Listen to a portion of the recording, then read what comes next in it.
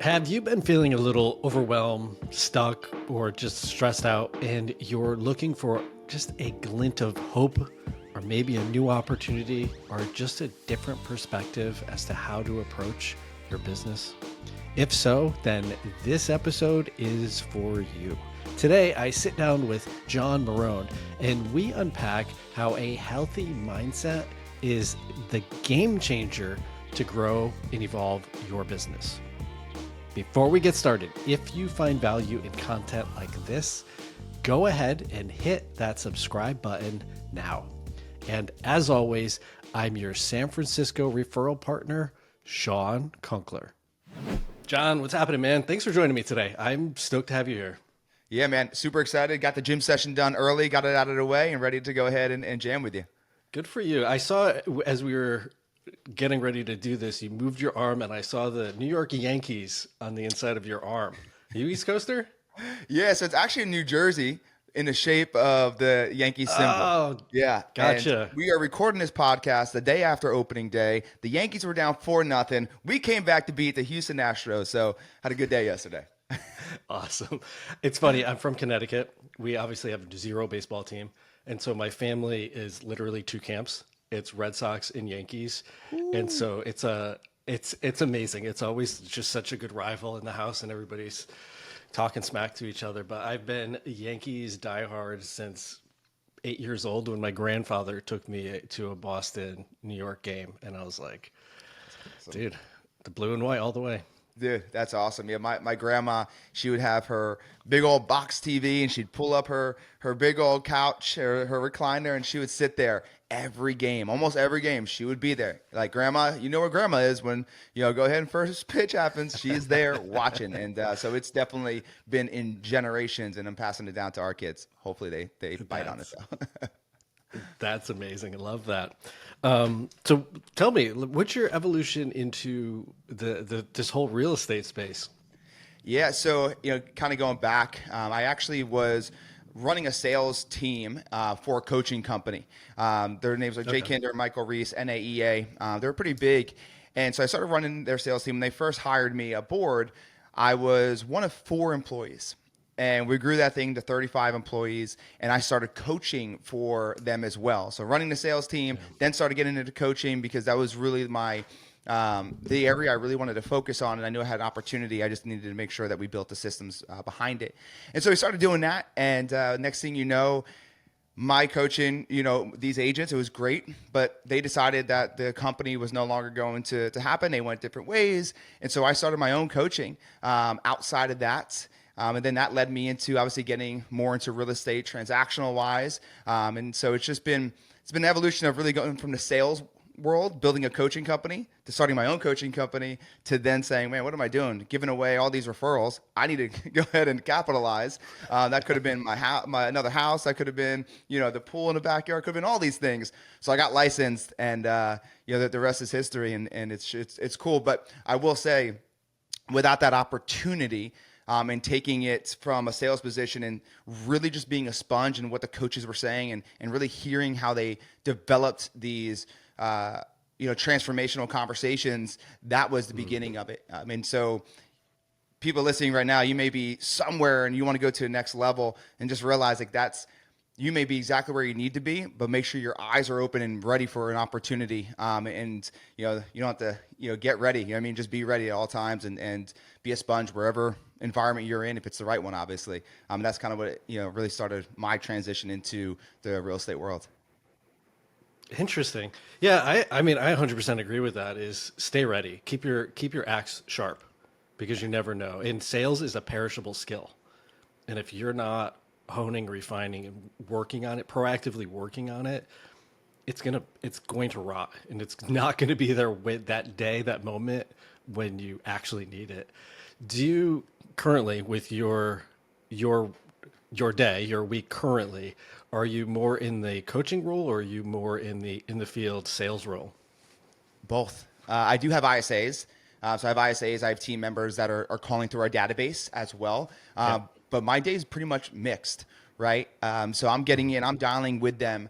I'm obviously showing homes, doing listing appointments, all that fun stuff. But I'm also running the coaching company. And we've expanded it pretty big to where, it takes a lot. So now we have, VAs and different people that are taking on different roles.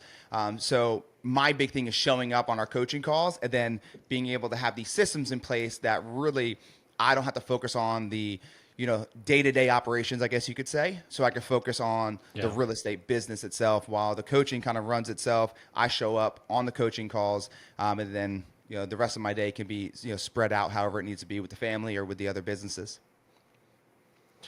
Yeah, and especially with scaling with multiple businesses that you have, they're completely different, and you have to have those systems in place. And if you don't have the system and structure, it's just like a sales process. There's a system. There's specific scripts.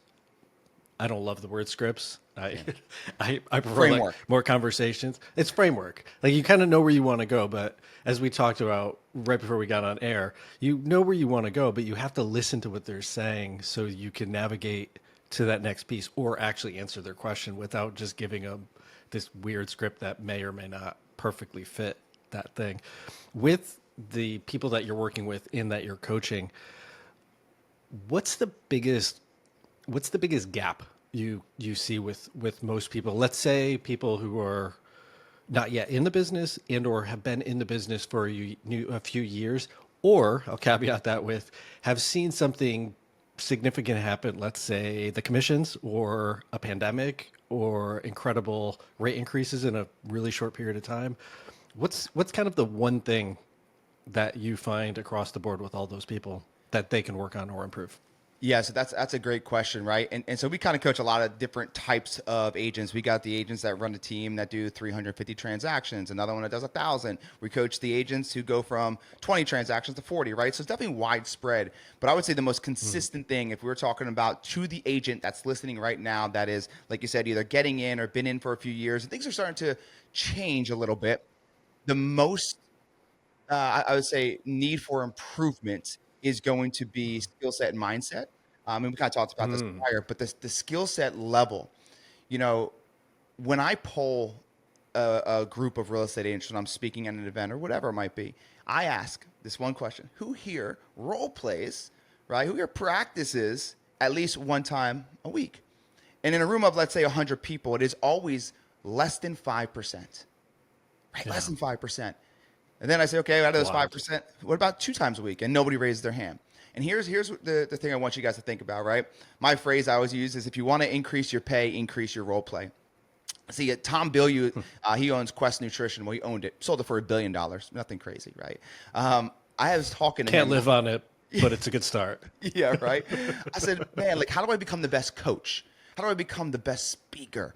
He said, John, be so damn good the world can't ignore you. I said, okay, well, how do I do that? And he's like, put the work in when nobody's watching. Put the work in when nobody's watching. Yeah. And so it goes back to real estate, where I think a lot of us are A, practicing on money, right? And B, we're not getting on the phones enough. We're not making contact enough because we're not confident enough. We're not confident enough because we're not skilled enough. We're not skilled enough because we don't practice enough. And the way I like to position it is, anybody listening right now, right? Think about if you had kids. Think about if you had kids, or maybe you do have kids, or I have 2 of my own. Think about if that kid wanted to become, let's just say, an NFL player, but right now he's in high school, right? So my son's name is Brixton. So Brixton comes up to me and he's like, Dad, I want to play in the NFL, but I'm in high school right now. What do I do? I want to get on varsity. What are we going to tell that kid to do? We're going to tell him to practice, right? He practices, boom, gets himself into varsity.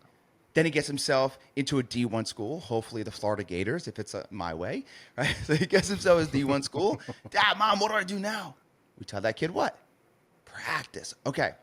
Practices, gets himself into the first round draft pick to hopefully the Dallas Cowboys. I am unfortunately a fan of that mess, but he gets himself drafted into insert your favorite team here. He says, Dad, Mom, I made it. What do I do now? We tell that kid, practice. Now take a second. Yeah. We're going to tell our children to practice, to be the best at whatever it is that they're trying to be the best at. School, right? So academics, sports, music. Yet mom and dad, with their own business, aren't willing to keep themselves to the same standard they're asking their children to. So you have 2 options. Stop asking your kids to hold themselves to a standard that you're not willing to do for yourself. Or number 2, raise your standards so it could raise your results, and watch your kids see what mom and dad do, and it will follow suit.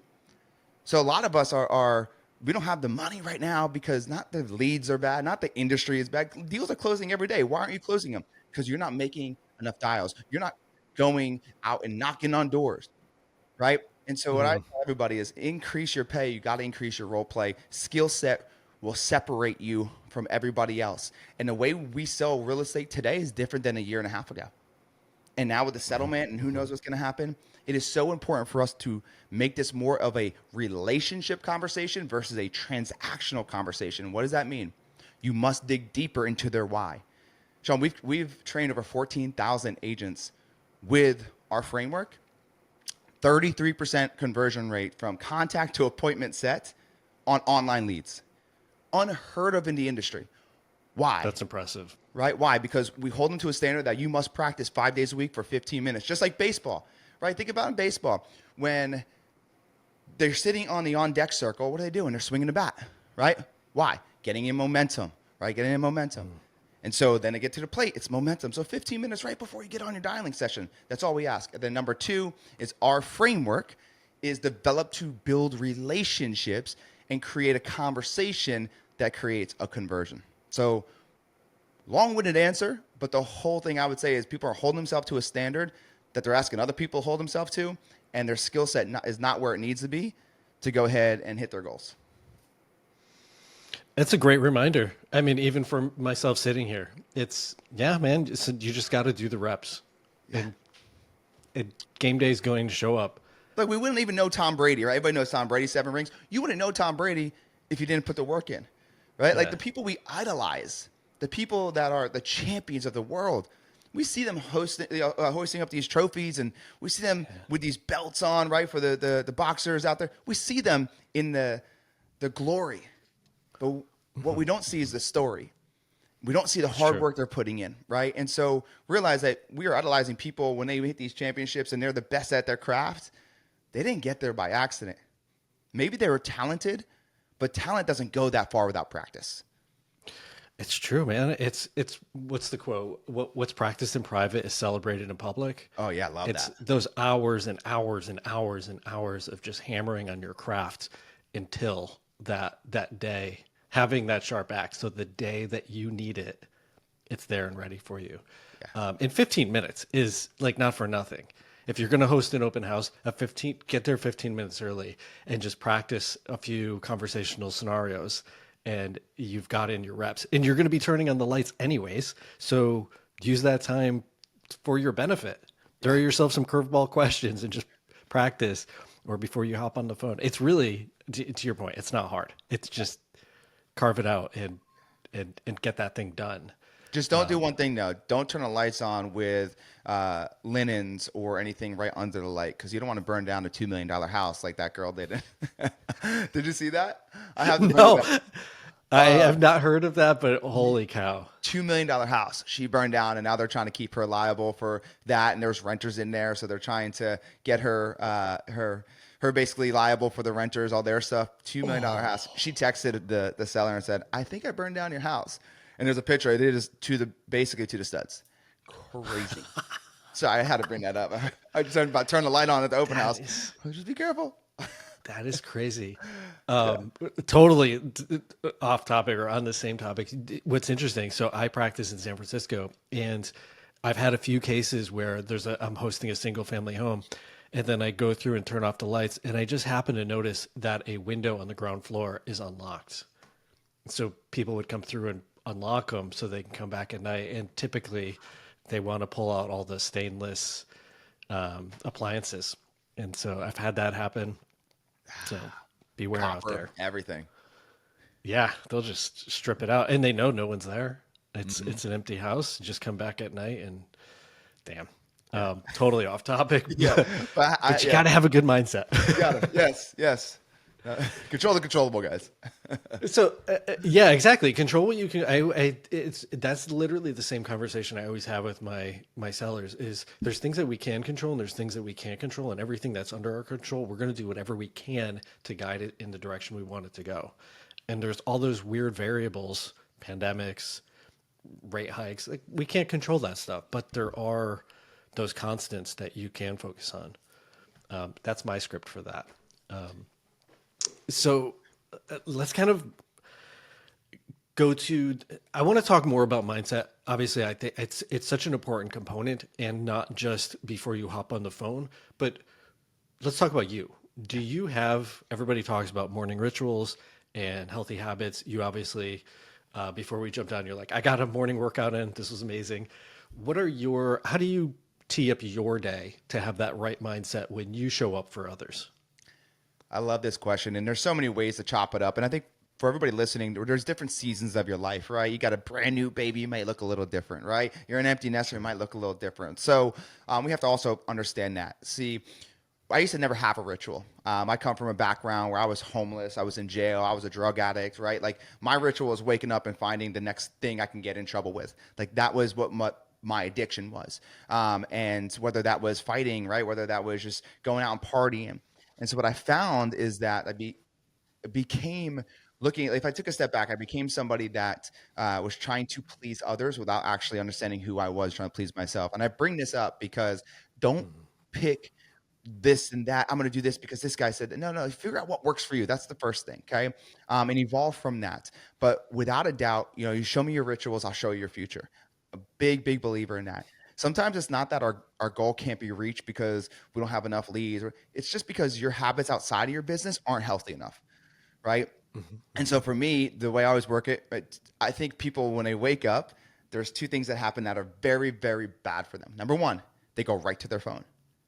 Right? Scrolling social media, check emails, right? They don't take time for themselves to start to change their process and the way they think. Number two is that they go right for coffee or a Red Bull. I'm not saying don't do that, but when you're sleeping, what are you doing? You're getting dehydrated, right? So when you wake up and you drink something that's caffeine before water, what happens then? You get even more dehydrated. So now it's 12 o'clock in the afternoon and you're, oh my God, I'm so tired. Well, because you're literally dehydrating yourself. It's not that you're tired, it's that you're not hydrated enough to have a focus enough. So people are like, oh, I'm just not in the mood to make dials because I'm not, there energy wise. Well, no, that's not the problem. The problem is you've been killing your energy throughout the day by dehydrating yourself. So feet touch the ground, water I pound. Feet touch the ground, water I pound every day. We do affirmations and gratitude. And people always ask, and this is something I think everybody take with this, because people ask, hey man, how do you stay consistent with your habits? So there's something called triggers, right? So what is the trigger that you could put before something you want to be consistent at? Example. So I want to get more consistent speaking gratitude, right? Speaking affirmations. And so every day I shampoo and condition my hair. So when I shampoo my hair, it triggers me to speak in gratitude. When I condition my hair, it triggers me to speak out affirmations.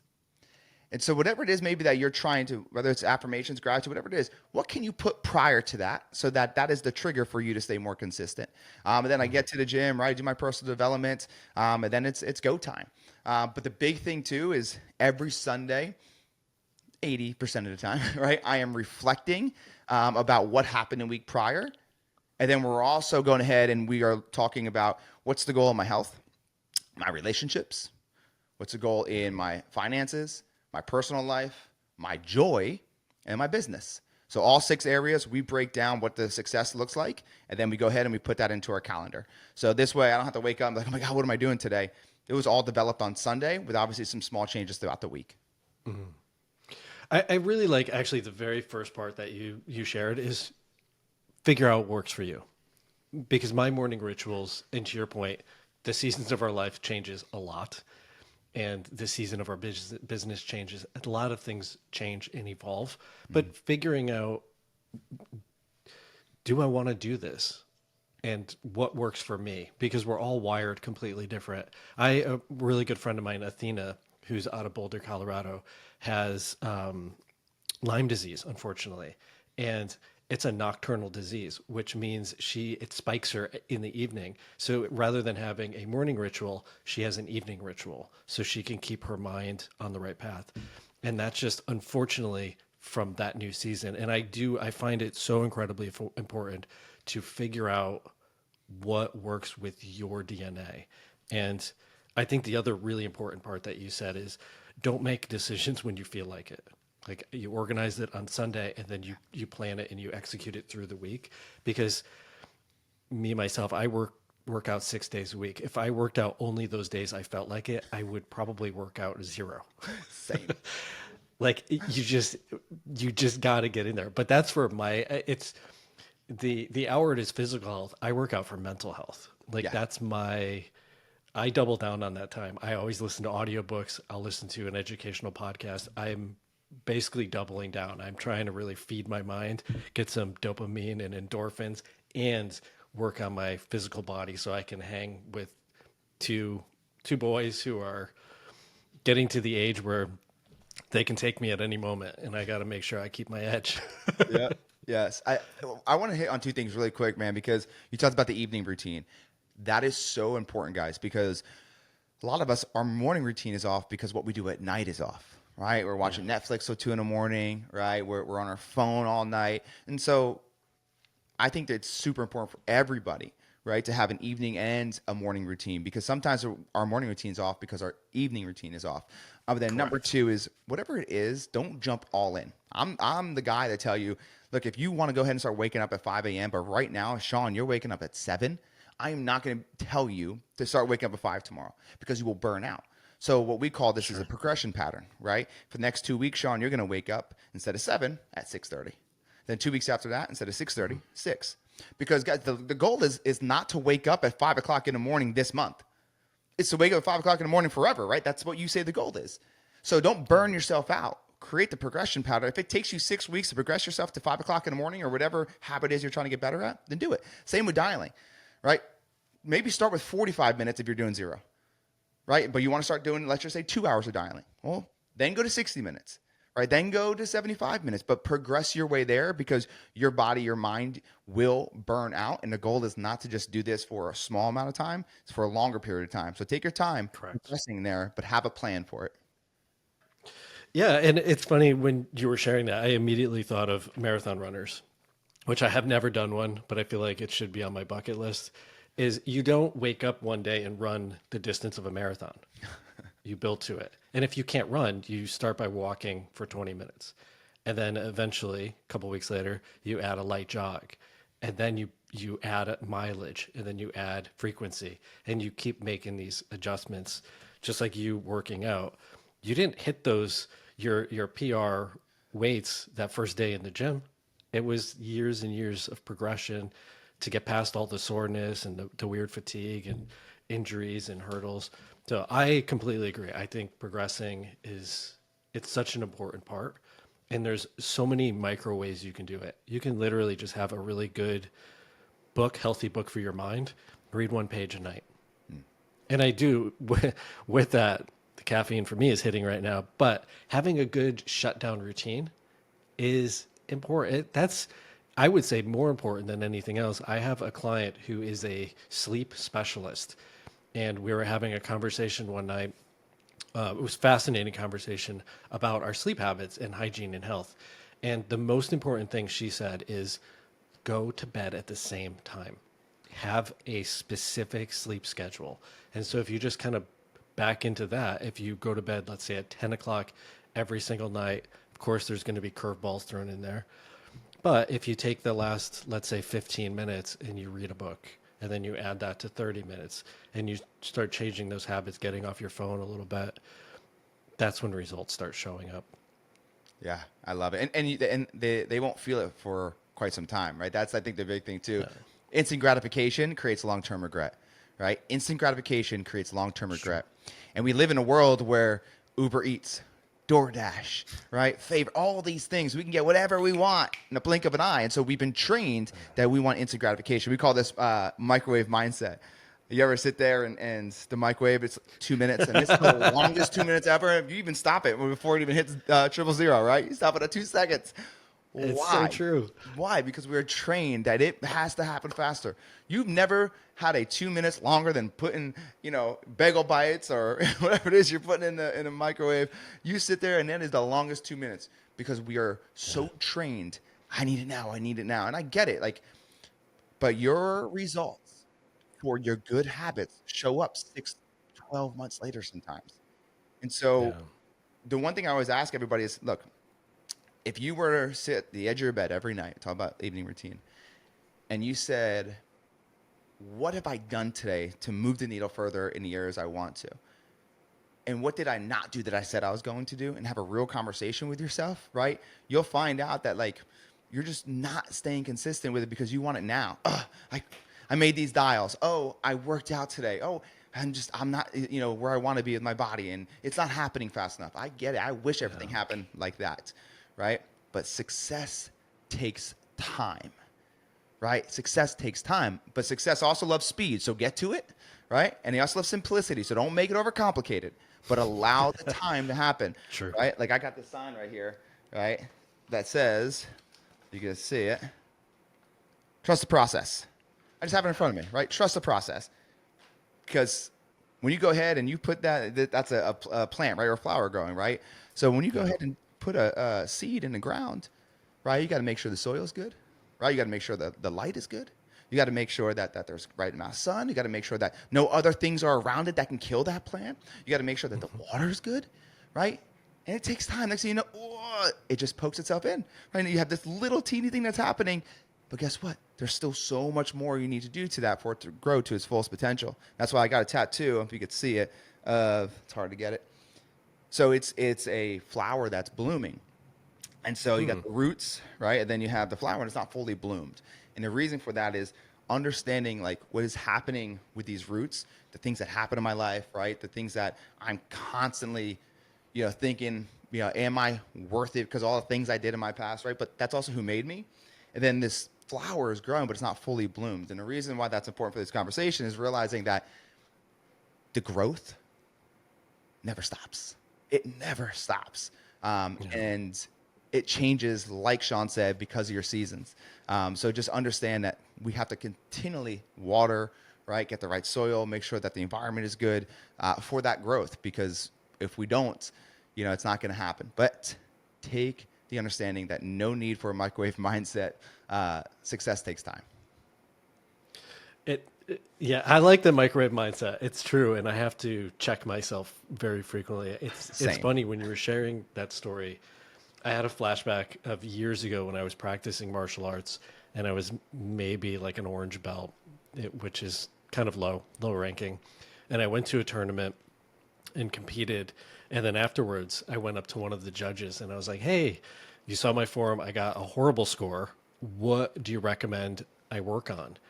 And he gave me a very like Zen philosophical answer. And he's like, your form is like an apple maturing on the tree.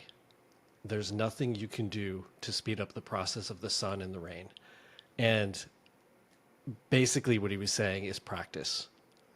Just to your earlier point, just get in there, do the flipping work, man, is all he was saying. And so for years on my screensaver, or actually the desktop of my computer, was just an apple. And it reminded me, just do the practice. Like, forget the results. Stop focusing on, eating the food, pulling it out of the microwave prematurely, but just maybe enjoy the numbers counting down. Like, use that moment to think about what you're grateful for, that you have electricity powering this microwave that's about to deliver you amazing food and a heartbeat. And I think, when we change the questions or the stories around that thing, is that's when we start to see results. And that's the hard part, is going in the gym and really just enjoying that rep that you're working on right in this moment, but not worrying about the scale or the measurements or any of the other components, but just enjoying that process of, I'm stacking the weight, I'm putting it on, I'm putting 2.5 more pounds on I did yesterday, and I'm enjoying this piece. Yeah. And that's the hard part, I think, culturally for all of us, to remind ourselves to get back to that thing, to enjoy this moment. This is the only time we're ever going to have this moment. Savor it. Yeah. The stories, right? You mentioned it. Everything is a story that we give to it. Like everything. Right? People are like, I'm procrastinating at this. No. You're not a procrastinator. You're a very bad storyteller. Like, that those calls need to be made. What story are you giving it? You know that the laundry's going to get put away? What story are you giving it, right? Like, what story are you giving it? Everything is a label that we give to it. And to your point before, right? Like, if you could just take a step back and realize, okay, the things that I'm not doing, I know I need to do, what story am I giving to it when I approach it? And if you start to change that inner dialogue, right, you start to change everything. We talked about framework before, right? But one thing that I'm a huge believer in, I think that for sales, that your income is directly proportionate to the quality of questions you ask your clients. Okay. Mm-hmm. Now for you, okay, your quality of life is directly proportionate to the quality of questions you ask yourself. And so we just got to get ourselves asking ourselves better questions to give ourselves a better chance to having a better result.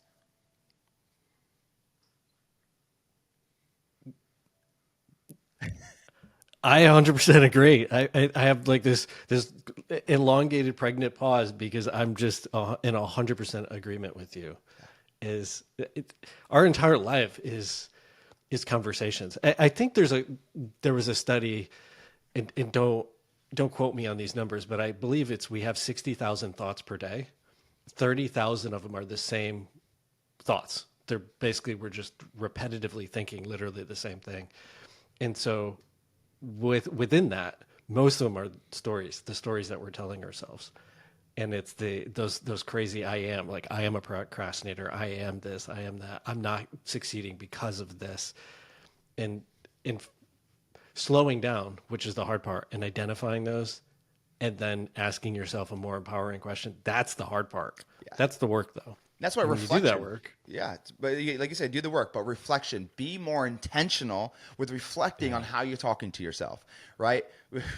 I mean, the stuff we say to ourselves, we would never say to our best friends. The stuff I would say to myself, I would never go up to you, Shawn, and say those things to you, right? Like you'd be like, dude, no. What would you? Why are you so mean, right? Like, but yeah, we do that to ourselves on a daily basis.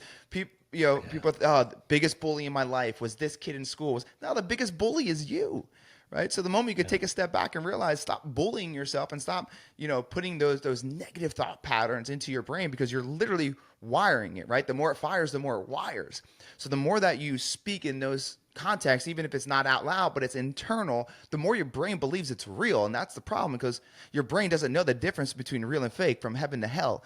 And so the more you speak about the hell, or you speak about the negative things, the more it believes that is true. Therefore, that is how you act as a person. So take a step back and realize, are you truly having the correct dialogue, or are you changing the narrative, right? And it's not going to happen overnight.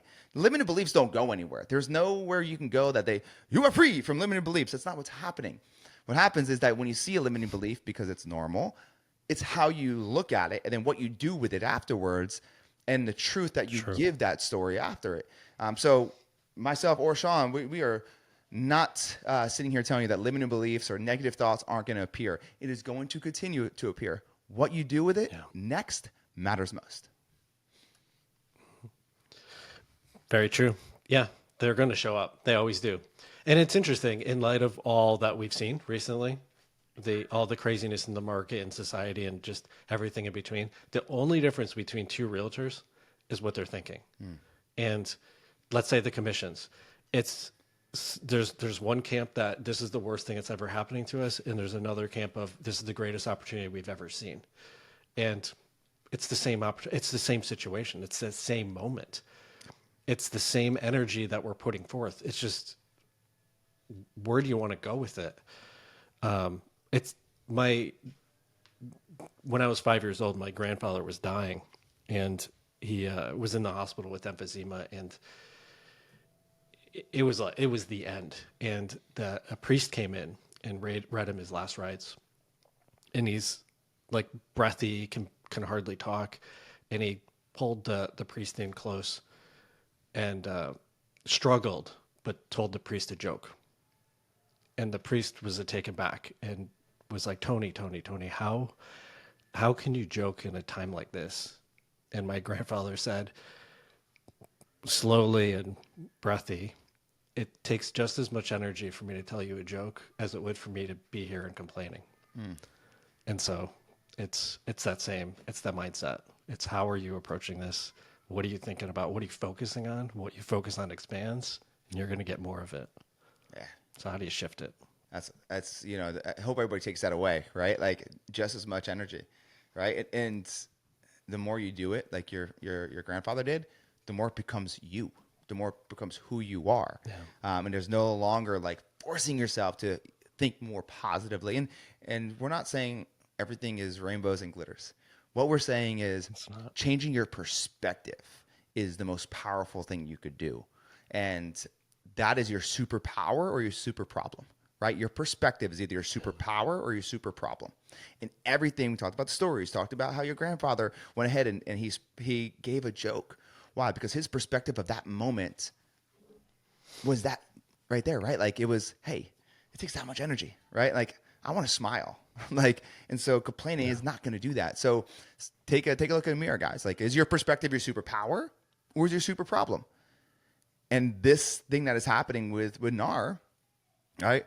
Be honest, right? Because if it's not this, guess what? It's gonna be something else.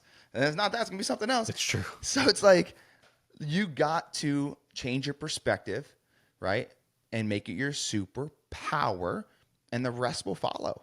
And don't hang around people who have the other perspective. That's the other thing, because that is contagious. Like it is contagious.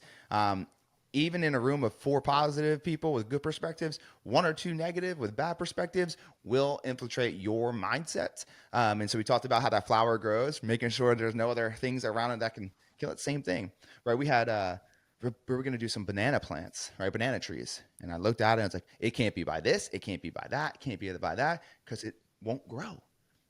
Right? So what have you evaluated and audited your environment to see what's around you right now that is not allowing you to grow? People, places, things. Then you go ahead, you set your boundaries, right? And then you keep it moving. Yeah. And that's hard too. And I would preface it is you can't be in the middle of a storm saying there's no storm, there's no storm, there's no storm. That's not real either. You have to, and this is really difficult, but just look at things for how they are. Not better than they are, not worse than they are, just how is it? And not attach all these other things to it. And that's incredibly difficult. And then figure out how you want to approach it. And it's, again, this is, it sounds like with you, you've practiced and worked your butt off to get to this level of mindset so you can actually teach it and educate others on how to proceed. Same thing. You didn't wake up this way. No. Clearly, in talking Still to you, working on it, by the way. You've worked your ass off to get to this point, and you still have, we all do. We all have bad days. We all have those rough days where you're just like, today's going to be a hard workout. Mm-hmm. But those are the best ones too. Yeah. Yep. Something you said about storms. So I'm a nerd for acronyms. Just the way I learn, right? Like any of my clients will tell you, it's like, man, you are just one-liner in acronyms. This is what you do, John. I'm like, you know what? It helps me with my process. So I talk about storms as well. And when we say storms, guys, we mean like things that are going on in your life. Like it's not always hey, everything's going great, right? Maybe you're in a moment right now. Everybody listening, if you're in a moment right now that it feels tough, it feels hard, and you don't know what to do with it, you have an opportunity. That's a storm. And storms stand for either this: see the obstacles revealing more struggle, or see the opportunities revealing more strength. It's up to you.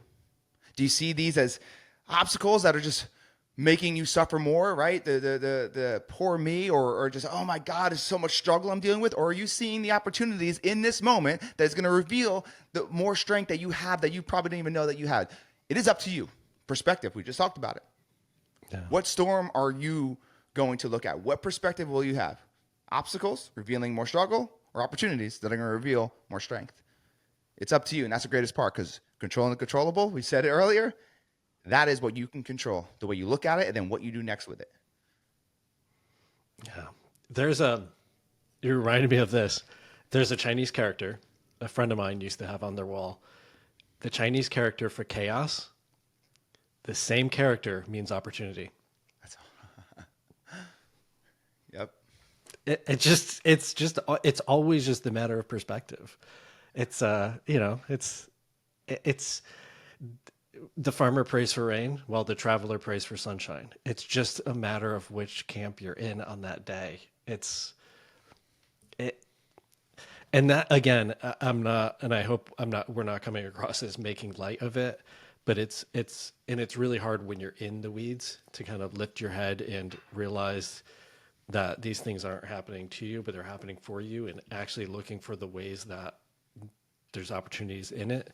I get it. I've had crazy deals, crazy life experiences, nuts things happening, and it's hard to step back and contemplate and reflect and to look at these things objectively and not get wrapped up into them, especially if you have not yet set boundaries and you have other negative people pulling you down.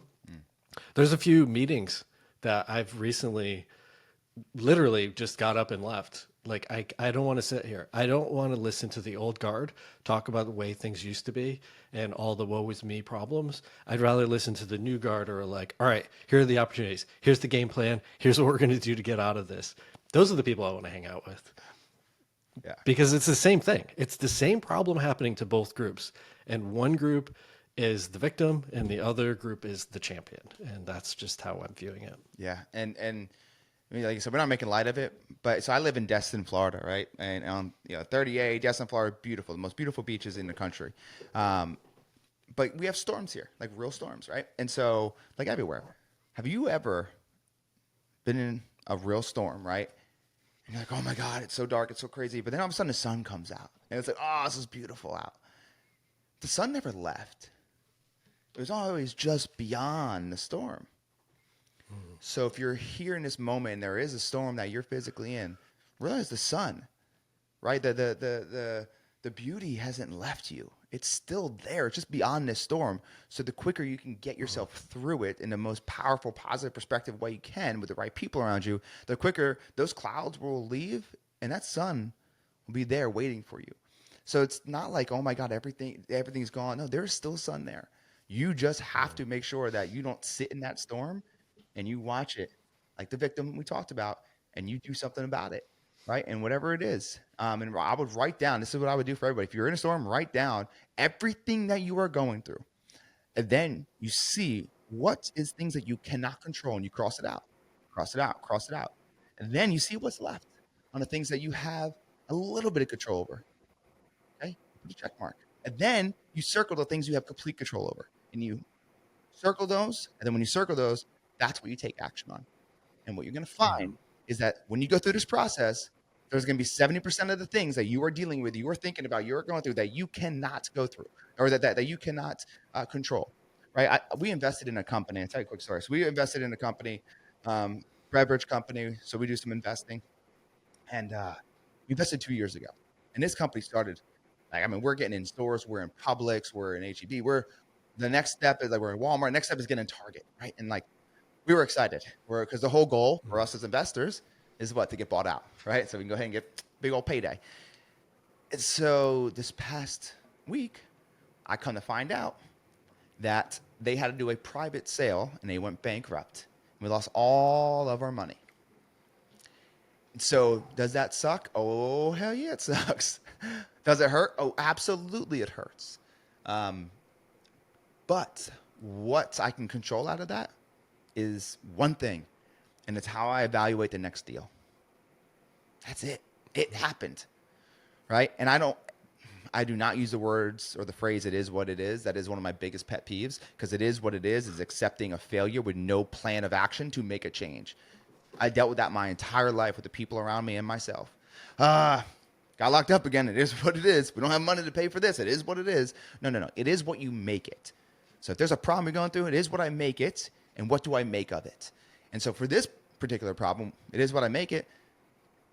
I did everything I could with my due diligence, but it just didn't work out. So I can't hold on to that bad investment and stop me from making other investments. I just got to be a little bit wiser when I make the next one. And that's what it taught me, right? Now I can keep it moving and not sit and stew into, man, I lost a bunch of money because it's just going to stop me from making progress. That's true. Yeah, you get the fear. The fear will build up, and then you won't make any progress. You'll stop growing in that category. You retreat. But that goes back to, I feel, it goes back to practice. Is the practice of finding the right mindset, finding the right ways to define these things, and then your process. It sounds like your due diligence has changed. It's evolved. You learned something new that you can now apply and teach. And that's, I mean, sometimes I know, reflecting on my life, pain is the best teacher, Yeah. but it sucks when you're in it. I mean, it's brutal when you're in it. But the lesson, whatever that lesson is, it's usually a phenomenal lesson. And if you apply it, then you can actually grow from it. Yeah. There's purpose in pain. We just got to figure out what that is. Yeah. Otherwise you're just destined to literally rinse, repeat, and you're right back in the same spot. And that goes back to, thinking of having this mindset, and let's say the code calls and practicing your scripts. It's how are you defining what a script is? Oh, I hate them. I never look at them. I dislike this. Well, sure, you've just associated all these negative things with doing that activity. You're not going to do the activity. Or I love practicing these. I love applying these. I'd love to see the results. I'd love to see the response I get from the person I'm talking to, whatever it is. I mean, if you just tweak that narrative, it'll tweak how you're showing up.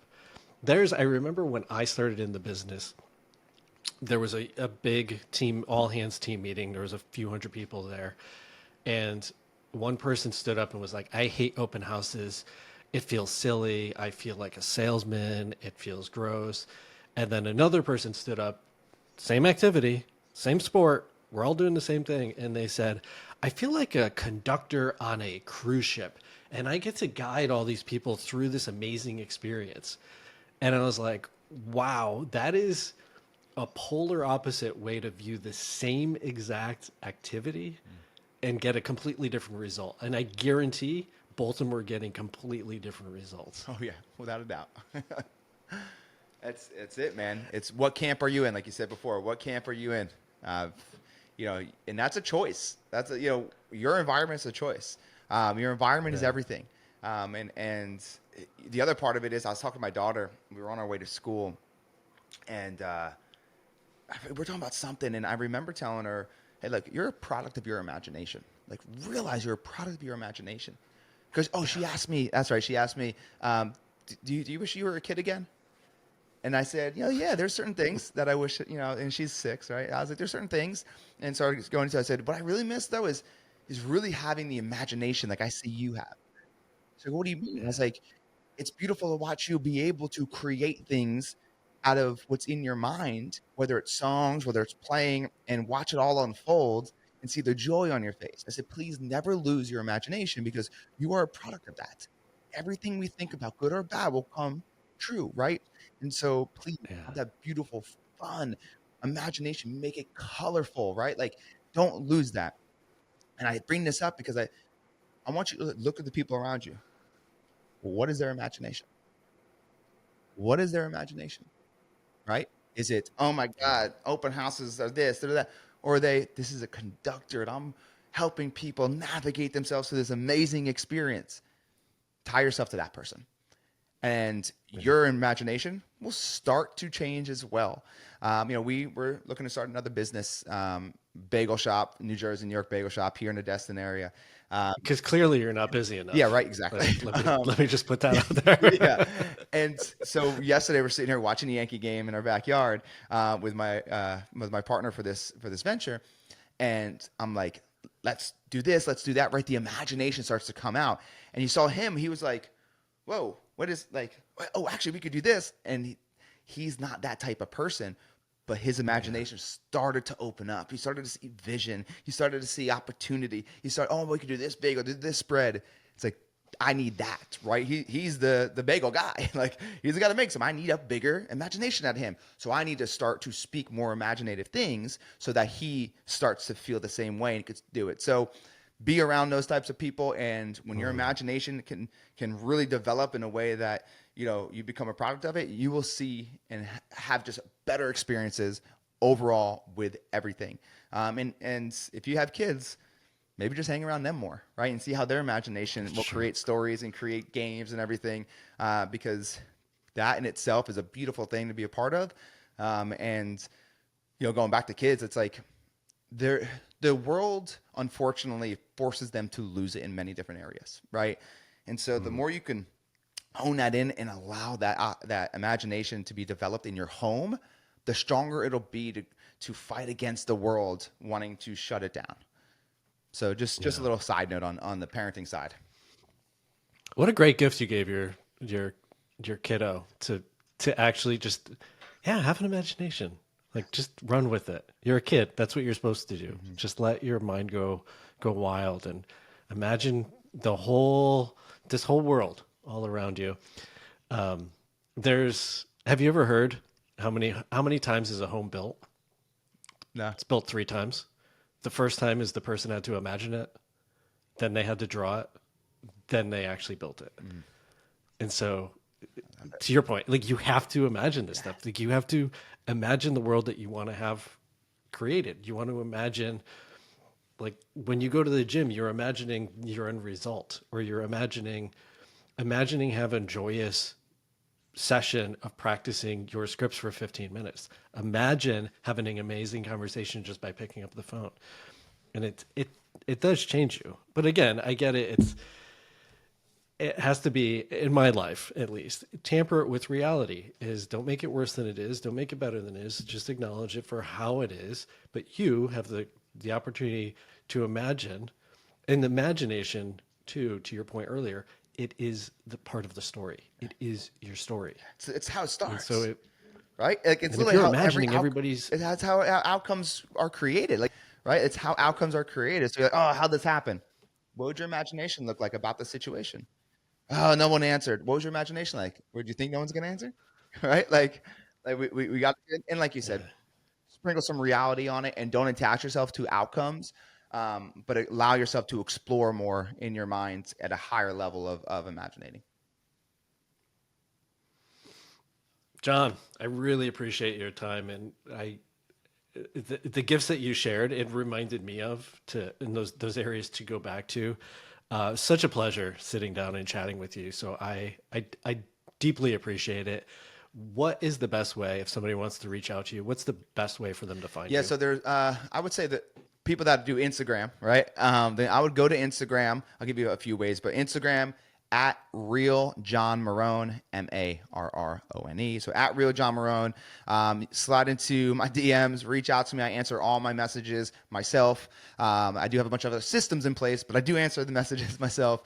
So make sure you reach out to me. If you're not on Instagram, you can go ahead and hit me up, obviously, on Facebook or my YouTube. Just look up John Marrone, and the Real and Raw Show on all podcast platforms, whether it's Spotify or iTunes, Google Play. So Real and Raw Show with John Marrone is another way to find out kind of what we got going on and hear more stories like we talked about today.